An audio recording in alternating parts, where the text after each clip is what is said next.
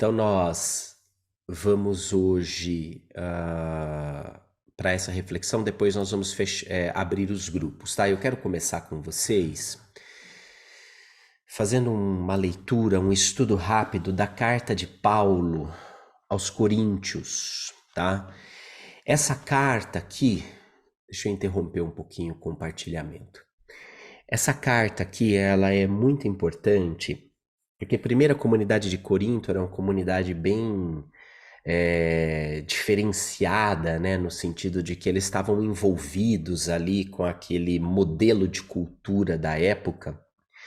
E esse capítulo, capítulo 12, esse é o texto que antecede aquele texto sobre o amor. Sabe aquele texto que o Legião Urbana fez, aquela música? O amor é paciente, o amor é bom, tudo crê, tudo suporta, tudo espera. Aquele texto, ele é o ápice, não é? Da maior manifestação, do maior dom espiritual. Por quê? O Paulo, ele vai eleger 3 virtudes máximas, que é a fé, a esperança e o amor.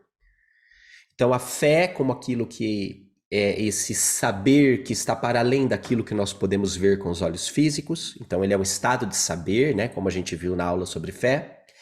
A esperança, no sentido de vislumbrar a plena integração com a consciência crística. Então, há uma esperança, o verbo esperança, apesar dele vir, né? A ideia de esperança, apesar de vir do verbo esperar e parecer algo passivo, mas para Paulo essa esperança ela é muito ativa.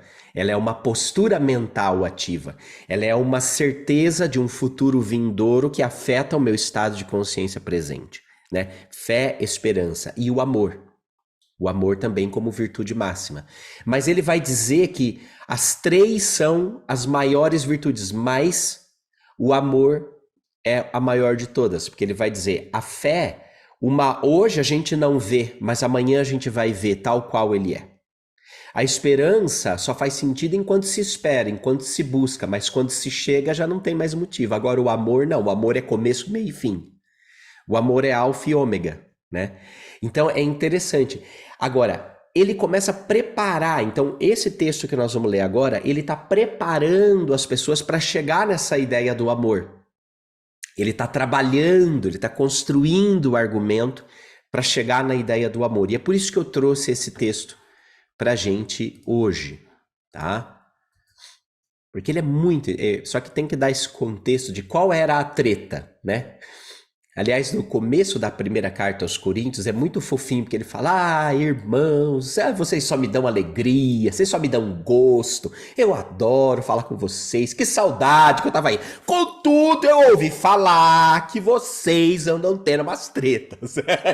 Aí ele começa a descer o porrete nos caras. Eu ouvi falar aí que vocês estão aí se achando, um fala que é apóstolo, discípulo de Paulo, outro fala que é discípulo de Pedro, outro fala, olha, vamos parar com mimimi, enfim.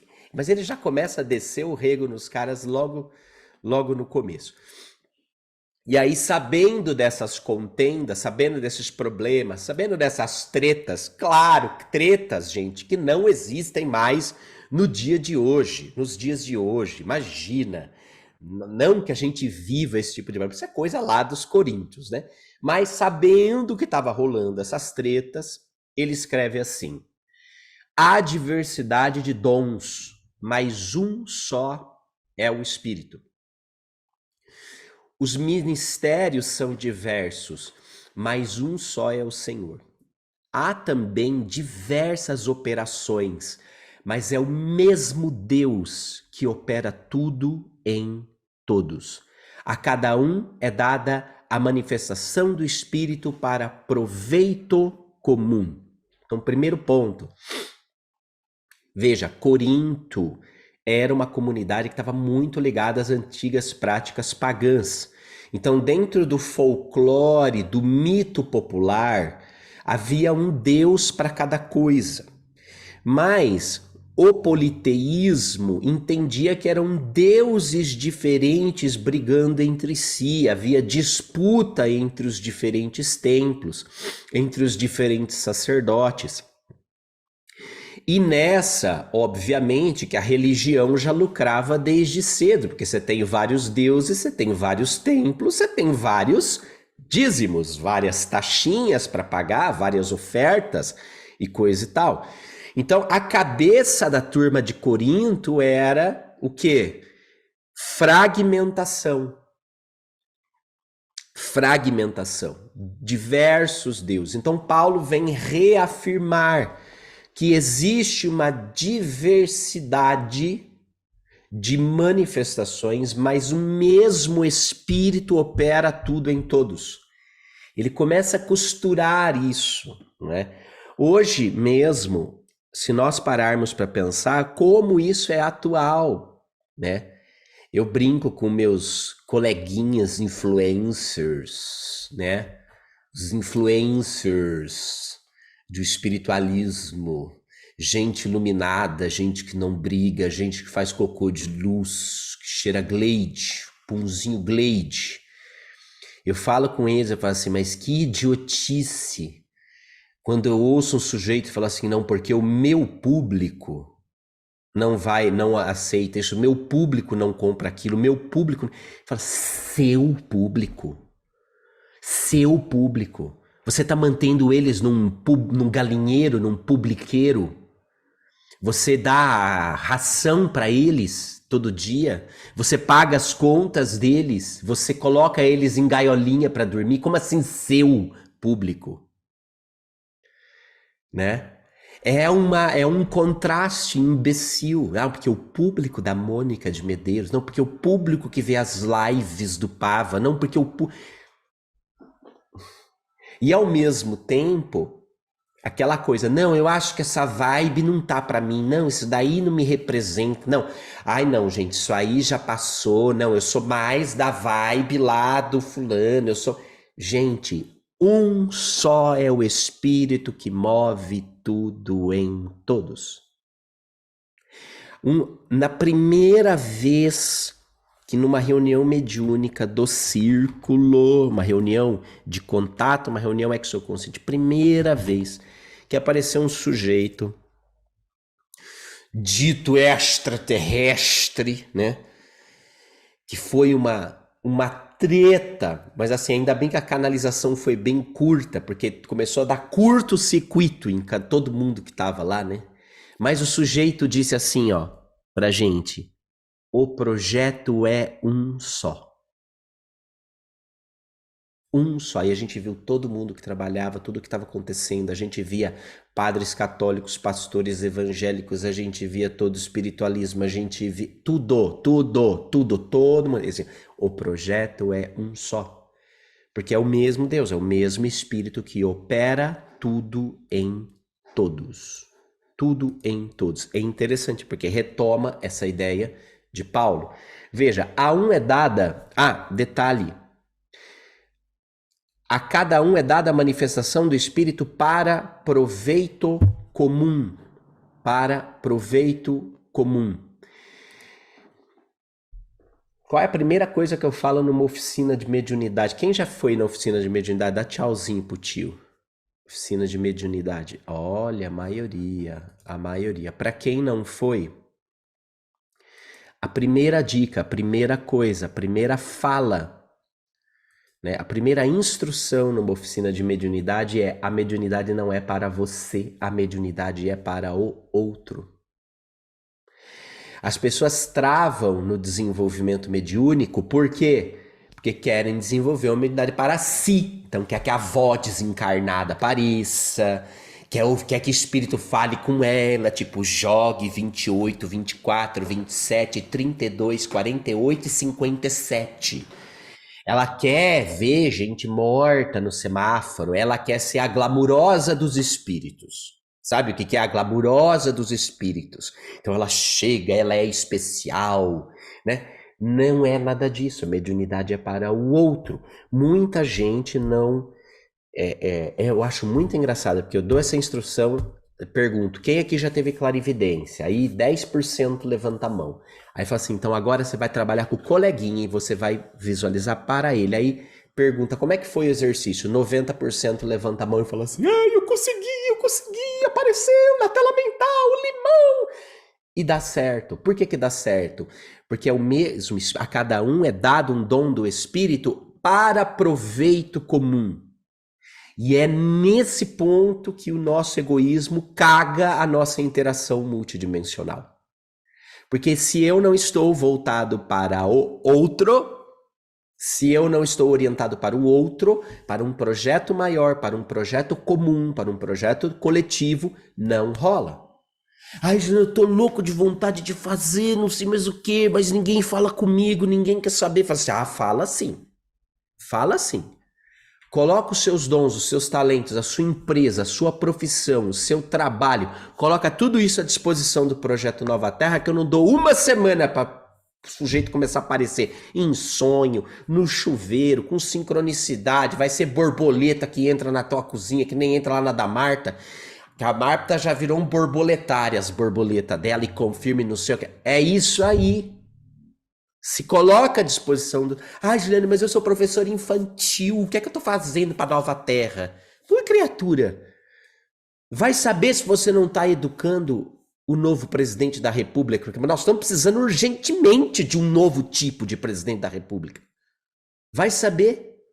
Aliás, foi muito bonitinho semana passada, o foi a formaturazinha do Lorenzo, né, do infantil, agora ele está indo para o fundamental, e a coordenadora da escola falando que tiveram uns pais que ligaram para a escola naquele momento agradecendo a escola porque o filho deles tinha passado no vestibular. E elas ficaram felizes, né? Mas eu falei assim, nossa, mas que louco, né? Porque ele só fez educação infantil com a gente. E ela ligou para dizer, olha, ele passou no vestibular, obrigado, viu, por tudo que vocês fizeram por ele. Né? E no primeiro momento a coordenadora falou assim, nossa, mas isso não faz muito sentido. E no segundo momento ela falou, não, isso faz sentido sim. Porque tudo começou ali. Então nós, quando a gente fala que o dom do Espírito é para proveito comum, nós limitamos a nossa capacidade de realização, porque nós ficamos absolutamente restritos a uma rede limitada e binária de causa e efeito. Nós não conseguimos entender a causa e efeito como um complexo sistema que reverbera no tempo, como o efeito borboleta. Então, muitas vezes nós não colocamos a nossa energia, nós não colocamos o nosso empenho, nós não nos abrimos, nós não nos entregamos completamente para uma coisa, porque nós somos binários na nossa capacidade de entender causa e efeito. E nós dizemos assim, mas o que eu estou fazendo não faz diferença. Faz absolutamente diferença quando nós entendemos a reverberação de todos os atos de bem no espaço-tempo. Aí faz completamente diferença. Seguindo aqui, não era para eu ter falado nada disso, né? Eu tinha que ter terminado de ler o texto. Vamos lá. A um é dado pelo Espírito uma palavra de sabedoria, a outro uma palavra de ciência. Por esse mesmo Espírito, a outro a fé. Pelo mesmo Espírito, a outro a graça de curar as doenças. No mesmo Espírito, a outro o dom de milagres, a outro a profecia, a outro o discernimento dos Espíritos, a outro uma variedade de línguas ou a outro, por fim, a interpretação das línguas. Mas um e o mesmo Espírito distribui todos esses dons, repartindo a cada um como lhe apraz. Porque como o corpo é um todo com muitos membros, e todos os membros do corpo, embora muitos, formam um só corpo, assim também é Cristo, ou a consciência crística. Em um só Espírito fomos batizados todos nós, para formar um só corpo, judeus ou gregos, escravos ou livres, e todos fomos impregnados do mesmo Espírito. Assim, o corpo não consiste em um só membro, mas em muitos. Se o pé dissesse, eu não sou a mão, por isso não sou do corpo, acaso deixaria ele de ser do corpo? Há, pois, muitos membros, mas um só corpo. Antes, pelo contrário, Os membros do corpo que parecem mais fracos são os mais necessários. Achei isso aqui bárbaro, bárbaro. Os membros do corpo que parecem os mais fracos são os mais necessários. Se a gente olhar para o tecido social, para a estrutura social com esse mesmo olhar, é muito interessante. Porque os membros mais, entre aspas, fracos, mais necessitados da nossa sociedade são os mais necessários. São os mais necessários no sentido de evocar de nós as virtudes, as atitudes e a transcendência que nos leva para o estado de reino. Interessante esse olhar dele, né? Se um membro sofre, todos os membros padecem com ele. Se um membro é tratado com carinho, todos os outros se congratulam por ele. Ora, vós sois o corpo de Cristo e cada um de sua parte é um dos seus membros. Por que eu trouxe esse texto para a gente refletir hoje? Primeira chave. As nossas tretas com a religião não podem nos boicotar a riqueza de uma vivência em comunidade. Muitos de nós aqui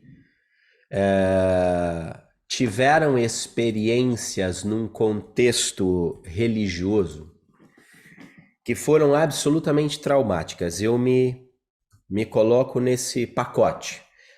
Muita coisa boa e muita coisa que me deu um nojo que durou uns 8 anos mais ou menos, né? Nojo, asco, vontade de vazar, vontade de não querer nada com ninguém, etc e tal.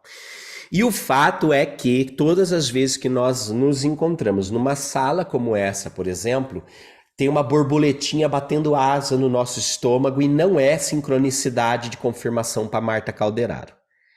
Que é aquela coisa, ai, será que eu vou cair num grupo legal, num grupo bacana, num grupo de gente de bem? Será que eu vou cair num grupo daquela Vânia que tá com aquela blusa de oncinha, que ela parece ser legal, despachada que nem eu? Ou será que eu vou cair, sei lá, naquela... Ai, meu Deus, não sei, viu? A Kellen, que cara, menina fresca, deve morar em Nova York, ai, deve ser um porre falar com ela. Aliás, a Vânia e a Suca estão de blusa de oncinha e as duas têm muito em comum. Vânia, você visse a Suca dançando Menina Veneno no ônibus, indo pra Fátima, vocês iam fazer uma festa. Gente, dá a borboleta no estômago, porque você fala assim, pode ser muito bom, eu posso cair com aquele tipo de gente mala, estranha, que tem síndrome de... A Grazi outro dia falou, síndrome de genérica de Sheliana, né? Aí começa a canalizar uns extraterrestres estranhos, começa a bancar a profeta, síndrome de genérica de Sheliana, né? Aí, pô, não sei, ou então aquele pessoal que fala assim, não, mas a verdade é que, sabe esse pessoal que fala, não, a verdade é que... Aí você fala, não, aí começa, gente, começa a evocar dentro de nós todo o trauma que nós temos da religião, de um lugar onde você sofre um abuso, de um lugar onde as pessoas te dizem o que é verdade, o que não é, o que é certo, o que é errado, o que você tem que fazer, o que você não tem, se você é digno, se você não é digno, se você está... ungido no espírito ou se você não está, aí começa a dar treta. Começa a dar treta. Começa a mexer aqui dentro de nós, a gente começa a ficar ressabiado. E quando eu vejo especificamente esse texto de Paulo, eu entendo que, por mais que nós sejamos livres pensadores espiritualizados, que justamente a proposta do círculo é falar sobre espiritualidade sem um vínculo religioso, eu entendo que as nossas tretas com a estrutura institucional religiosa, elas não podem nos impedir de viver a riqueza de uma vida em comunidade. Ou seja, de estar num grupo, de estar com pessoas. Porque nós saímos Nós saímos de um extremo religioso, onde a estrutura institucional daquele coletivo manda em nós, e nós somos por ela mandados, nós somos por ela dirigidos, para um outro extremo, onde eu estou sozinho e eu tomo minhas decisões sozinho e eu não falo nada com ninguém, eu não partilho com ninguém e eu não falo absolutamente com ninguém, eu me isolo completamente. Ah, não, já tentei esse negócio aí, mas eu prefiro caminhar sozinho. Fofo, aí tem um problema. Porque as pessoas precisam umas das outras. É humano precisar de outro ser humano. É humano, entende? Não existe essa coisa de, não, mas eu prefiro ir sozinho. Não tem sozinho. Você não nasceu sozinho. Você precisou de uma barriga. Você não é filho de jumenta. Porque fiote de jumenta, quando nasce, já nasce em pé, assim, ó. Ele cai e já sai andando. Fiote de jumenta mama um pouquinho, mas já aprende a comer grama. Você é fiote de jumenta? Não. A tua mãe limpou tua bunda, trocou seu xixi, te deu a tetinha por 2, 3 anos quase, ajudou você a andar, carregou você de um lado para o outro. Como é que essa ideia de, não, mas eu prefiro caminhar sozinha? Você não veio sozinho para o mundo, você não encarnou sozinho. Não existe a ideia de sozinho quando você entende que você é parte de um corpo maior. Percebe? Não existe, pessoas precisam umas das outras. Eu não estou te dizendo, mas Juliano, isso aí é diferente do que você fala. Você não fala que a mediunidade tem que ser com autonomia, você não fala que tem que ser espiritualidade livre, mas criatura, a única pessoa que pode te prender à opinião do outro é você próprio. A partir do momento que o outro passa a exercer sobre você uma influência que diz sim ou não, certo ou errado, aí você que está sendo um frouxo, percebe? Mas a gente não pode perder a oportunidade de interação com a outra pessoa, de permitir. Porque, gente, existem momentos da nossa vida onde nós estamos com pontos cegos. Olha, poucas coisas são tão próximas dos nossos olhos quanto a nossa nuca. No entanto, os nossos olhos não enxergam a nossa nuca.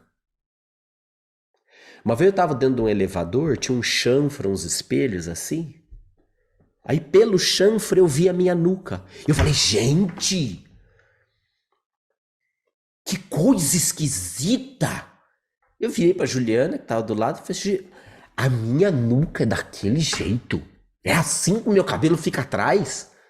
Ela falou, é. Meu Deus, que coisa horrível. Ninguém nunca me falou, parece uma ovelha. Que coisa ridícula, que horror! Meu Deus, como você tem coragem de me amar com essa nuca de ovelha? E ela, mas é a sua nuca, sempre foi assim. Tá sendo novidade para você, porque todo mundo que conversa com você, que convive com você, que assiste suas aulas, que te vê nos eventos, todo mundo viu essa nuca.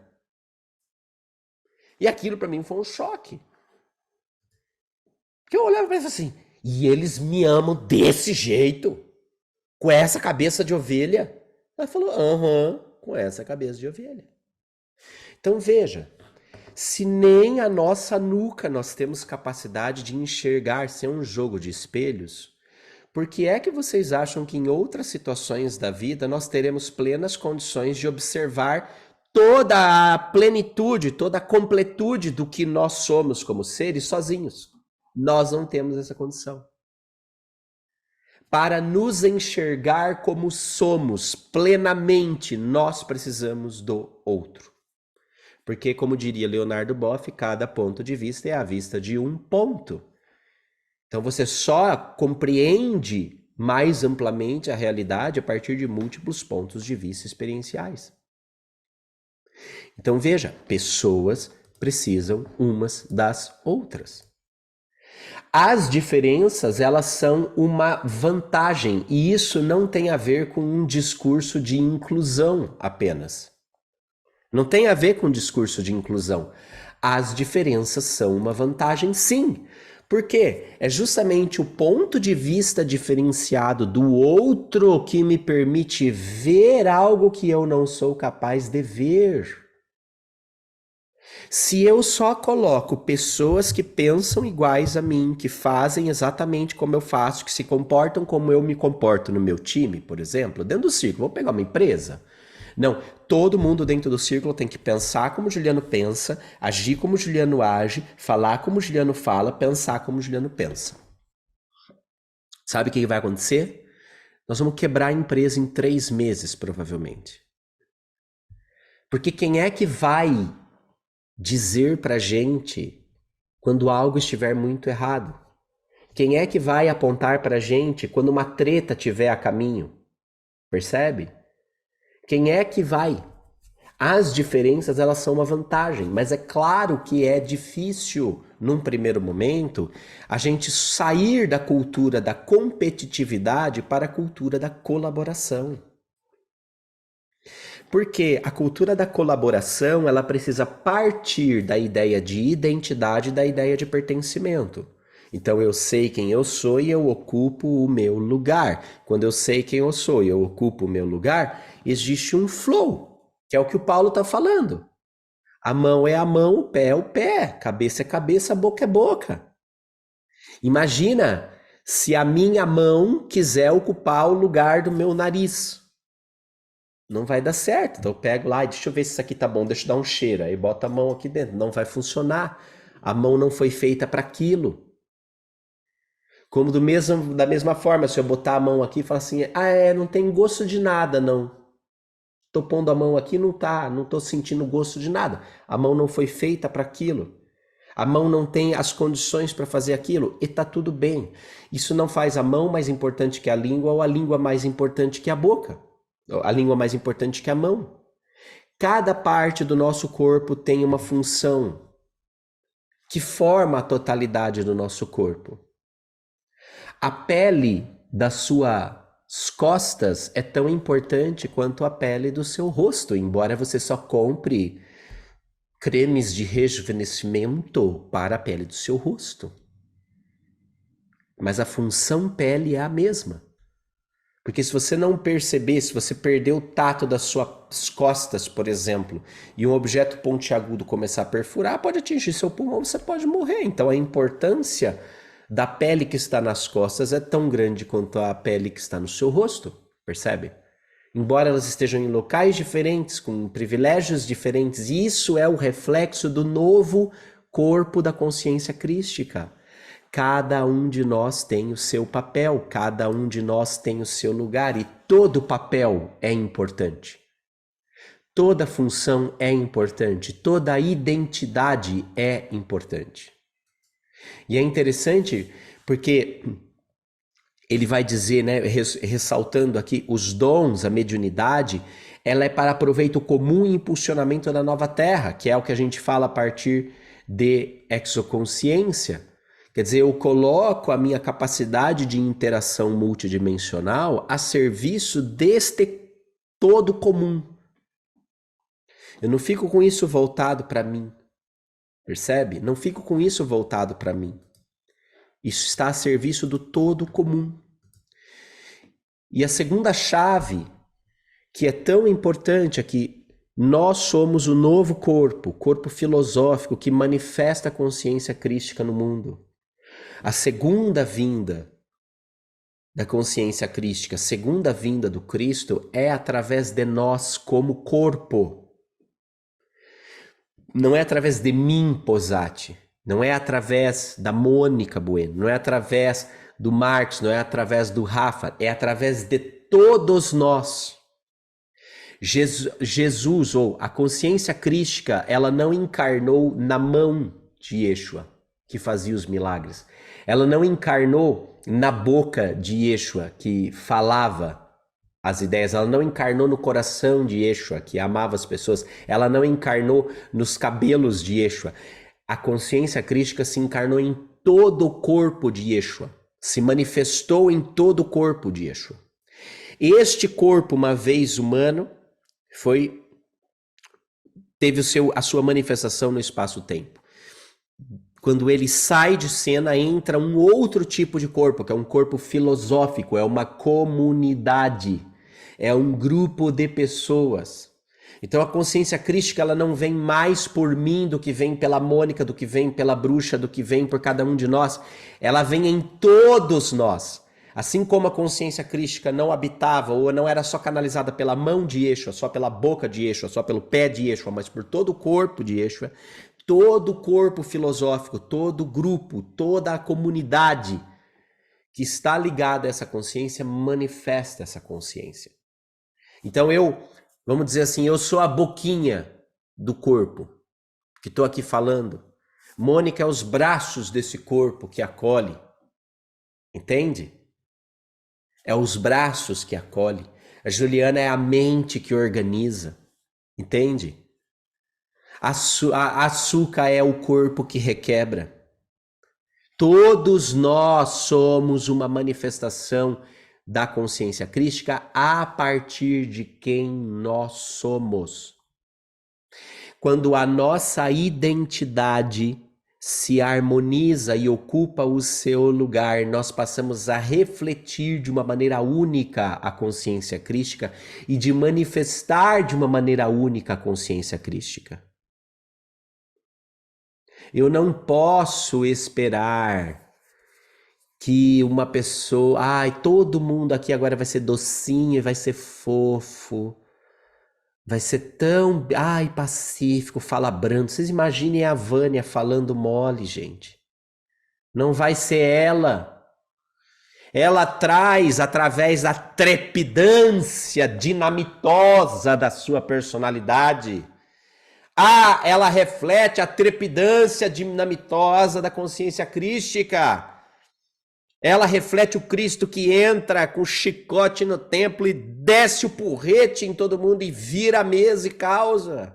E aí vem um outro momento, uma outra pessoa, aí vem a Mônica Bueno, ela reflete o Cristo que abraça as pessoas, que acolhe, que não faz distinção de ninguém, você percebe? As duas expressam expressões fractais da consciência crística. Onde é que a consciência crística está plenamente manifestada? No corpo, que somos todos nós juntos. E isso é muito interessante, porque nós saímos desse paradigma de competitividade, desse paradigma de não, porque tem que ser assim, não, porque eu acho que e o mesmo Espírito distribui todos esses dons. E ao longo dessa jornada do curso, que agora está chegando ao fim, só mais 2 aulas, essa semana e semana que vem, todos nós fomos impregnados do mesmo Espírito. O batismo, né? Paulo falava ali do batismo literal, né? Como um procedimento sacramental, um procedimento iniciático, mas o batismo, essa imersão, esse mergulho naquilo que dá vida, esse batismo no Espírito não é outra coisa senão nos impregnar com o conhecimento. Então, ao longo desse curso, ao longo do ano, nós fomos impregnados pelo mesmo Espírito. E eu gosto justamente desse verbo que Paulo usa, impregnados do Espírito. Nós fomos impregnados da consciência crística. Assim como cada célula do seu corpo está impregnada com o seu espírito. Porque, volta um pouco, né? Vocês já viram, não sei se provavelmente todos já viram ou já passaram por um velório. Eu me lembro que isso me marcou muito quando meu avô desencarnou, porque fazia anos que ninguém desencarnava na família e eu particularmente nunca tinha vivido a dor da separação, foi a primeira vez. E meu irmão e meu avô fomos colegas de quarto há muito tempo. Nós moramos na edícula, no fundo da casa do meu avô. Aí na edícula não tinha lugar para todo mundo dormir. Meu avô dormia num quarto separado da minha avó, porque ele roncava mais do que um trator, parecia um serrote que roncava na ida e na volta. E como o fogo já tinha apagado, né? A minha avó tocou ele para dormir num quartinho. E aí, quando a gente precisou morar na casa deles, eu e meu irmão dormimos com ele, né? Ou a gente tentava dormir, ou pelo menos a gente tentava dormir antes dele, né? Porque quando a gente chegava pra dormir depois, era um inferno. O bicho roncava na ida e da volta que tremia o vitrô do quarto. Então a gente tinha muita intimidade. Meu avô era uma pessoa muito viva, muito carismática. Era o tipo de sujeito que ia fazer, as meninas da minha escola iam fazer trabalho e meu avô parava e beijava todas as meninas, com 2 beijinhos em todas elas, com as amigas da minha tia. Ele era um ordinário. Então, quando nós chegamos na manhã que ele havia desencarnado, aliás, na véspera, nossa, na véspera era 9 de julho, feriado no estado de São Paulo, aniversário da minha madrinha, ele quase morreu na véspera de tanto rir. Ria de ficar vermelho, de fazer piada, de bagunça. E o pessoal falou, você vai acabar morrendo, velho. De tanto que você tá rindo, vai morrer engasgado numa risada. Foi uma grande despedida naquela noite. Ele desencarnou. Na manhã seguinte, nós chegamos e o corpo estava caído ao lado da cama. E é muito interessante porque, ao mesmo tempo que aquele corpo é fisicamente tudo o que você tocava, beijava, ria, conversava, etc e tal, o choque é tão forte que você olha, você vê o corpo, você é impactado pelo corpo, mas em algum lugar dentro de você, você fala, cadê o meu vô que estava aqui e não está mais? Né? É um contraste. Né? Vocês já viram isso? Vocês já viveram isso, provavelmente. Vai, cadê a pessoa que eu amava, que estava dentro desse corpo até ontem mesmo e agora não está mais? Cadê? Não está mais aqui. E é interessante porque aí meu avô foi enterrado, né, dentro dos ritos cristãos, católicos, etc e tal.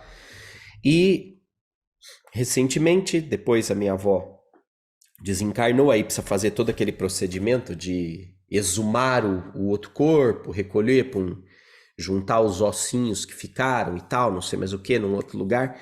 Então, você percebe que quando o espírito sai do corpo, todos os átomos, todas as células e todas as moléculas que estavam ali coladinhas juntos, de repente parece que perdem a cola e se desfazem.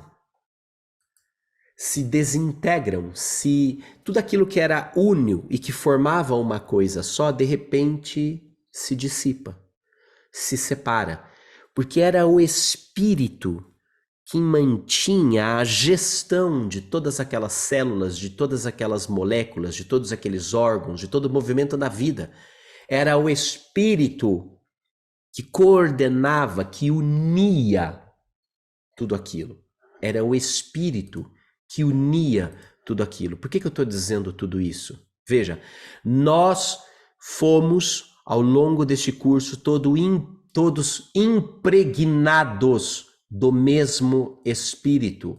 Nós formamos um só corpo. Nós passamos a pertencer a um só corpo. E este corpo está impregnado do espírito da consciência crística, do espírito cósmico. O que nos une, o que nos faz pertencer, o que nos faz manifestar, é esse espírito que nos impregna. Como o espírito como o espírito do Juliano, impregna todas essas células e as mantém juntas, unidas, pertencentes a um só corpo, parte delas organizadas com a mão, parte delas organizadas como um nariz, como um olho, como cabelo. Assim, o espírito da consciência crística que nos impregna faz com que a gente seja um único corpo. E aí é que entra a grande questão, porque o círculo, ele é um espaço para você se manifestar dentro do movimento do novo corpo da consciência crística. Veja, por um tempo a igreja dizia que ela era o corpo de Cristo e Paulo realmente usava essa expressão, que a igreja era o corpo de Cristo. Mas a verdade é que uma instituição por si só, o fato de você estar associado, ser membro, ter a carteirinha de uma instituição, o RG e o CPF de uma instituição, isso não te faz parte daquele corpo. Porque o corpo é filosófico. Se o corpo é filosófico, significa que para você encontrar pertencimento, você tem que acessar aquele conhecimento. Você tem que viver aquele conhecimento. Você tem que se impregnar do espírito da verdade, do espírito desse conhecimento. Então, eu digo que o círculo é um espaço de parte do corpo, de parte do movimento. Um espaço, como tantos outros, mas nós, porque passamos o ano inteiro juntos estudando, acessamos, fomos impregnados do mesmo espírito e formamos esse corpo. Esse corpo que é essa comunidade escolar. Então, aqui, cada um de nós tem uma função, aqui cada um de nós tem um papel, aqui cada um de nós tem um lugar.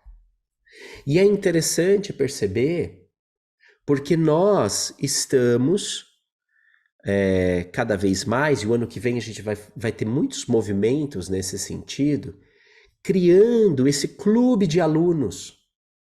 Esse espaço onde cada um de nós participa, esse espaço onde cada um de nós contribui, esse espaço onde cada um de nós partilha aquilo que tem de melhor, entrega aquilo que tem de melhor. Por quê? Porque nós entendemos que as pessoas precisam umas das outras e que as diferenças são uma vantagem.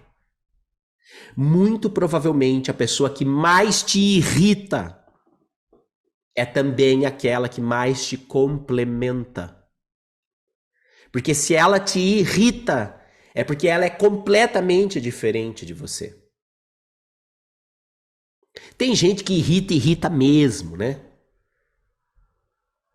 Mas por trás dessa primeira fachada de irritação, existe uma manifestação da consciência crística que é completamente diferente de você. E se você não mergulhar para compreender esse universo que está manifestado nesse ser humano que é diferente de você, você jamais terá a oportunidade de compreender, de conhecer, de avançar, de mergulhar, de entender a complexidade da manifestação da consciência crística.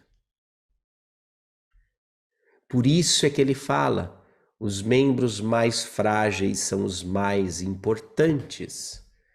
Porque é justamente aquele que te irrita, aquele que é um pé no teu saco. Este é a maior oportunidade de crescimento, de evolução que você tem. E essa oportunidade você não tem sozinho. Eu não discuto mais com gente que fala assim, não, mas eu prefiro ir sozinha, apesar de que eu não tenho muita paciência, porque as pessoas são muito estranhas. Eu tenho um amigo com esse discurso. Não, porque eu prefiro me afastar. Não, porque as pessoas são muito complicadas. Não, porque, olha, eu fico muito irritado, as pessoas são muito burras, as pessoas não têm nível cultural, as pessoas isso, as pessoas aquilo. Eu nunca dei opinião na vida dele. Mas os anos estão passando e o que é que eu estou vendo? Uma pessoa que está cada vez mais sozinha, uma pessoa que está cada vez mais cheia de manias, uma pessoa que está cada vez mais fechada no próprio circuito, uma pessoa que está cada vez mais próxima da morte. Porque é humano precisar de outro ser humano. É humano interagir com outro ser humano. É o que faz com que a gente seja parte de um só corpo, impregnados de um só espírito. Se eu me ejeto do corpo, o que é que acontece com cutícula quando você ejeta ela do seu corpo com alicate? Se desintegra, morre, seca. Então, sim, criatura, não seja você aquele canto de unha que vai ser cortado para fora do corpo. Não seja você aquela cutícula chata, aquele pelo de sobrancelha que nasceu no lugar errado, né? Pertença, ocupe o seu lugar. A gente só vai ser esse pelo encravado no corpo de Cristo se a gente quiser. Se a gente for inflamado, se a gente for infeccioso, se a gente ocupar o nosso lugar, não. Então, é por isso que hoje faz tanto sentido para nós estar aqui com vocês e abrir esse espaço agora para que vocês troquem ideias, né? A chave 3 é justamente isso, é o corpo que fala. Quem é você nesse corpo, né? Quem é você nesse corpo? Traga o seu recorte, traga a sua percepção, né? Então nós vamos dividir a nossa sala agora em grupos pequenos, tá? Eu sugeriria, Mônica, se possível, 4 pessoas, tá? Tá. Nós vamos dividir a sala em grupos de 4 pessoas e nós vamos percorrer juntos essas 3 perguntas, que são, na verdade, provocações para vocês entrarem nas partilhas, né? Primeiro, quando você pensa na aula mais significativa para você, que nós tivemos ao longo do curso, qual a primeira imagem que te vem à mente? Qual foi a tua grande sacada? Qual foi aquela aula que você falou assim, caraca, é essa, meu Deus, é isso, né? Compartilhem isso, né? O motivo, por que essa grande sacada mudou tanto você? O que você observa que mudou na sua dinâmica mental e espiritual antes e depois desse curso e por quê? Então, a forma como você pratica espiritualidade, a forma como você conduz seus pensamentos, o que é que mudou? E o terceiro ponto, o que você pode fazer para ajudar a propagar essa nova consciência sobre Yeshua? O que você pode fazer? Como é que você tem propagado isso, né? Como reencontrar um evangelho espiritual soterrado por séculos de institucionalismo religioso? Essa pergunta me provocou e me incomodou por muito tempo. Hoje, depois de um ano de estudos e aulas semanais no curso Yeshua, nosso Cristo Planetário Revelado, eu quero finalmente te convidar para celebrar o livre pensamento espiritualizado. Eu pensei num encontro híbrido de alunos que querem entrar em sintonia com a consciência crística. A minha ideia é a gente viver juntos, como comunidade escolar, esse momento. Dia 11 de fevereiro de 2023, no World Trade Center em São Paulo, será um dia para a gente se conectar à consciência crística e celebrar o fechamento de um ciclo iniciático.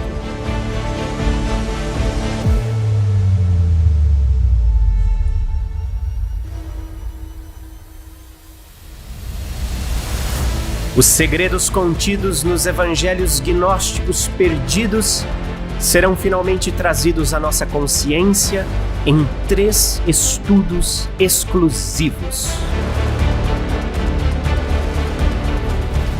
Nós planejamos um evento que atenda a todos os alunos, independente da sua disponibilidade financeira, porque a gente acredita e quer construir um mundo onde todos possam fazer parte. São 2 tipos de ingressos com mais de 8 possibilidades de preços que certamente caberão no bolso de todos aqueles que querem viver esse momento conosco. Você poderá escolher o seu ingresso pensando nas suas possibilidades financeiras e também na consciência de valor que o curso Yeshua agregou na sua vida ao longo deste ano de estudos.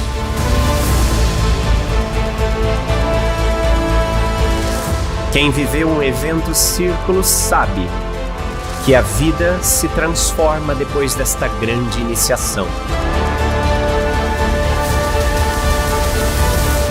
Garanta ainda hoje o seu lugar em circuloescola.com, pois as vagas são limitadas.